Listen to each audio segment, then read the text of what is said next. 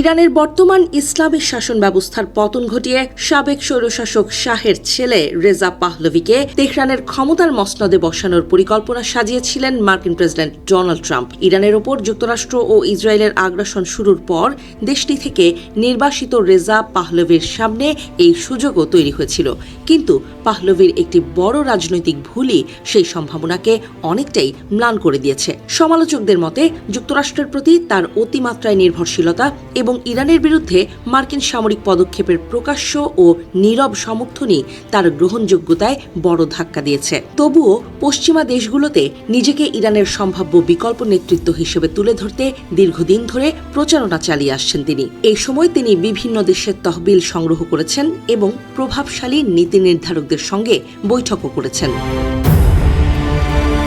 যুক্তরাষ্ট্র ও ইসরায়েলের সামরিক অভিযান শুরুর পর সামাজিক যোগাযোগ মাধ্যম এক্সে পাহলভি দাবি করেন, বর্তমান ইসলামী সরকার পতনের পর অন্তর্বর্তী নেতৃত্ব দেওয়ার জন্য ইরানের জনগণ তাকে আহ্বান জানিয়েছে, এমনকি তিনি সেই দায়িত্ব গ্রহণ করেছেন। এরপর যুক্তরাষ্ট্রে অনুষ্ঠিত কনজারভেটিভ পলিটিক্যাল অ্যাকশন কনফারেন্সে তিনি উষ্ণ অভ্যর্থনা পান। সেখানে ট্রাম্পপন্থী সমর্থক ও ইরানি আমেরিকানদের একটি অংশ তাকে দাঁড়িয়ে অভিনন্দন জানান। অনেকের হাতে ছিল 1979 সালের বিপ্লবের আগে ব্যবহৃত ইরানের রাজকীয় পতাকা। তবে সেই উচ্ছ্বাস বেশি দিন স্থায়ী হয়নি। সম্মেলনের কয়েক দিনের মধ্যেই সামাজিক যোগাযোগ মাধ্যমে ইরানকে প্রস্তর যুগে ফিরিয়ে দেওয়ার হুমকি দেন ট্রাম্প। ওই বক্তব্যে বহু প্রবাসী ইরানি ক্ষুব্ধ হলেও তাৎক্ষণিক কোনো প্রতিবাদ জানাননি পাহলভি। তার এই নীরবতা সমর্থকদের একাংশকে হতাশ করে। জানা যায়, তাকে সম্ভাব্য অন্তর্বর্তী নেতা হিসেবে প্রতিষ্ঠা করার আশায় কয়েকজন বড় প্রবাসী ইরানি ব্যবসায়ী $30 লাখ বেশি অর্থ সহায়তা দিয়েছিলেন।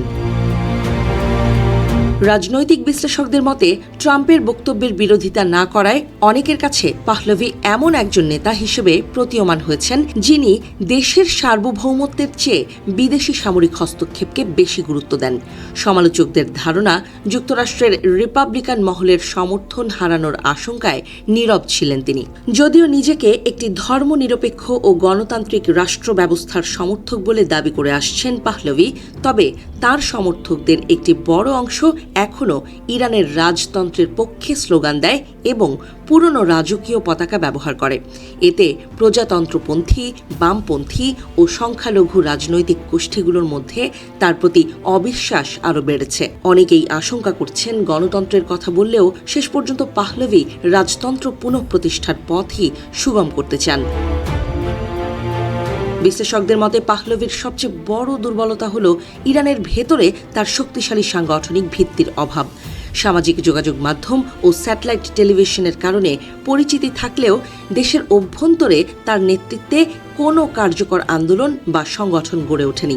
2022 সালের নারী জীবন স্বাধীনতা আন্দোলনের মতো তৃণমূলের গণ আন্দোলনের সঙ্গেও তার রাজনৈতিক কর্মকাণ্ডের কোনো প্রত্যক্ষ সংযোগ ছিল না। সমালোচকরা বলছেন, বিদেশি সমর্থন, প্রবাসী তৎপরতা ও পশ্চিমা রাজনৈতিক মঞ্চে উপস্থিতি দিয়ে ইরানের মতো দেশে শাসন পরিবর্তন সম্ভব নয়। তাদের মতে ইরানের জনগণের আস্থা অর্জন ছাড়া বাইরের চাপ দিয়ে কোনো টেকসই রাজনৈতিক পরিবর্তন আনা যায় না।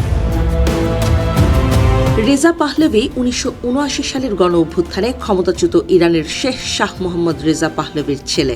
সেই রাজবংশের দমনপীড়নের স্মৃতি এখনও অনেক ইরানির মনে তাজা। ফলে যুদ্ধ, বিদেশি হস্তক্ষেপ ও অভ্যন্তরীণ বিভক্তির এই বাস্তবতায় তার ক্ষমতায় ফেরার স্বপ্ন এখন আগের যে কোনো সময়ের তুলনায় অনেক বেশি অনিশ্চিত বলেই মনে করছেন রাজনৈতিক পর্যবেক্ষকেরা।